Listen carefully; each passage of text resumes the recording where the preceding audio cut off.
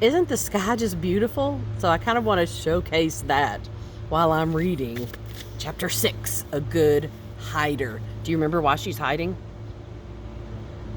If you don't remember, go back and watch chapter 5.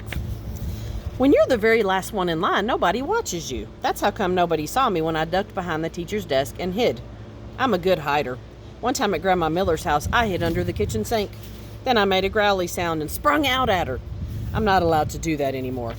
Anyway, I stayed scrunched behind the teacher's desk for a while, and then I saw a better place to hide.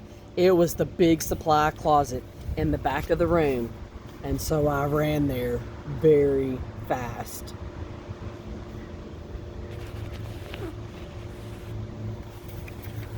And I squeezed onto the bottom shelf. I squeezed right on top of the construction paper. Most of me was comfortable, except my head was sort of tight, and my knees were all bended, like when I do a somersault. Then I pulled the door mostly closed. Don't shut it all the way, though, and I mean it, I said right out loud. I stayed real quiet for lots of minutes. Then I heard noises in the hall, and some feet came running into the room. Big people's feet, I think. What happened? I heard someone ask. One of my little girls is lost, said a voice that sounded like Mrs. Her name is Junie B. Jones, and she didn't get on the bus, so now we've got to go out looking for her.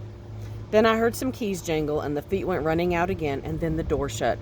I still didn't come out of the closet, though. When you're a good hider, you can't come out for a very, very long time. I just stayed there all bended up, and I told myself a story. Not an out loud story. I just told it inside my head. It was called The Little Hiding Girl. I made it up, and this is how it went. Once upon a time, there was a little hiding girl. She was in a secret spot where nobody could find her, except her head was very tight and her brain was squishing out. But she still couldn't come out of her spot, or a smelly, yellow monster would get her. And also, some meanies with chocolate milk. The end. After that, I rested my eyes. Resting your eyes is what my grandpa does when he watches TV after dinner. Then he snores, and Grandma Miller says, "Go to bed, Frank." It's not the same thing as a nap, though, because naps are for babies. That's why. And anyway, I didn't snore. I just did a little drool. Then finally, when my eyes were done resting, they woke up.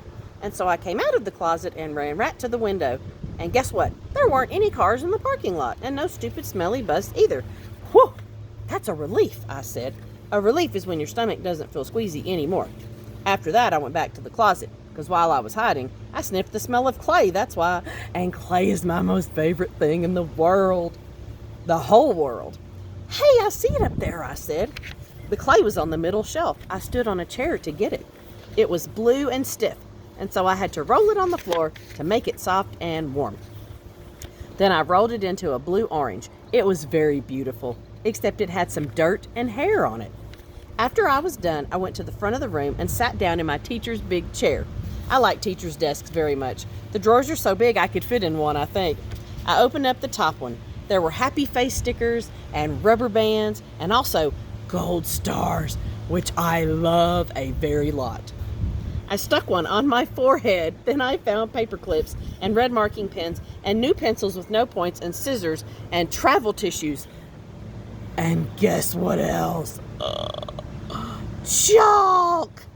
I said, brand new chalk that's not even out of its little box yet. Then I stood up on my teacher's chair and clapped my hands together very loud. I want everyone to find a chair and sit down. Today we're going to learn some alphabet and some reading, and also I will teach you how to make a blue orange, but first everyone has to watch me draw stuff. Then I went to the board and drew with my brand new chalk. I drew a bean and a carrot and some curly hair. Then I wrote some O's. O's are my bestest letter. After that I bowed. Thank you very much, I said.